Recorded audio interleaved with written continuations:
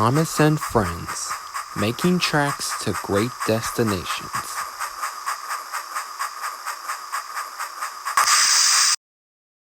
This is a story about Emily, the single Stirling engine. When she came to the railway, some of the engines were very unfriendly, but they soon learned that things are not always what they first appear to be. A new engine was arriving on the island of Sodor. Thomas puffed happily into Knapford Station. At the platform, there was a beautiful engine, with shiny paintwork and gleaming brass fittings. Thomas, meet Emily, said Sir Topham Hatt. Hello, wheezed Thomas. Hello, puffed Emily. Emily, go and collect the coaches, please, so you can learn the passenger routes, said Sir Topham Hatt. Yes, sir, smiled Emily, and she steamed away.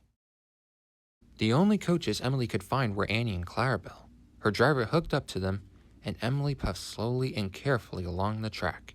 Annie and Clarabelle grumbled all the way. They'll be in trouble when Thomas finds out, whispered Clarabelle. But Emily couldn't understand why the coaches were so cross. She passed Edward and Percy and whistled a friendly hello, but the engines just glared at her. Emily was pleased to see Thomas puffing down the line. Hello, Thomas, she called cheerfully. But Thomas glared at Emily when he saw she was pulling Annie and Clarabelle. Those are my coaches, he muttered crossly. Now Thomas was being rude, and Emily had no idea why. She chuffed away, feeling very sad. Thomas was at Maithwaite Station when Sir Topham Hatt arrived. I want you to go to the docks to pick up some new coaches, he ordered. New coaches, exclaimed Thomas, but sir.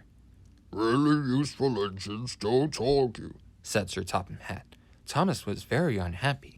He thought the new coaches were for him, and he wanted Annie and Clarabelle back. Later that day, Emily returned to the yard. Oliver was very surprised to see her pulling Annie and Clarabelle.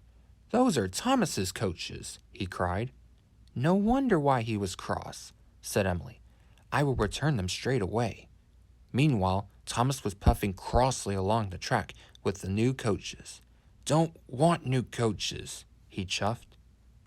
Emily was on her way back when a signalman flagged her down. Oliver hasn't cleared his signal box. Emily sped off to see what was the matter. Oliver had broken down on the track crossing, and his driver had gone for help. Suddenly, Emily heard a whistle in the distance. Thomas was steaming along the track, straight into Oliver. He would never be able to stop in time. Emily quickly charged towards Oliver and pushed him off the track just before Thomas rocketed past. Emily had saved Thomas and Oliver. That evening, Sir Topham Hatt had a special surprise for her. Emily, you are a very brave engine, he said. So it gives me great pleasure to present you with 2 brand new coaches. Thank you, sir, replied Emily.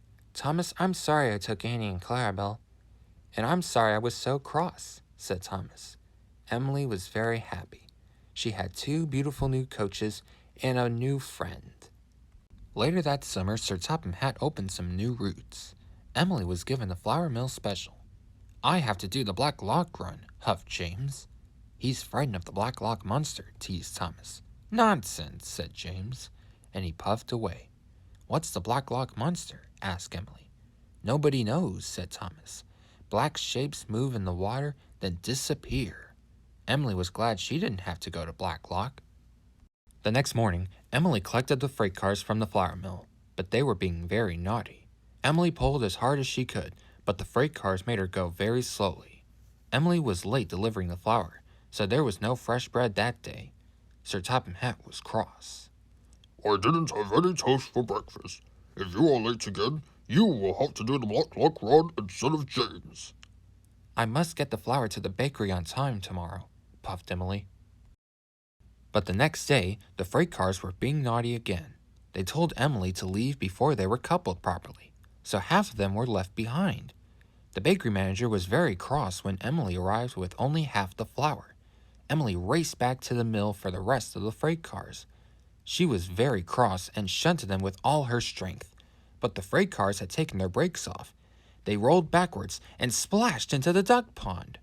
Emily was covered in a gluey, floury mess. That evening, Sir Topham Hatt came to see her. Emily, you are going to take over the Black Lock run, he said crossly. It might be nice, said Thomas reassuringly. But Emily wasn't so sure. The next morning, she puffed sadly to the station.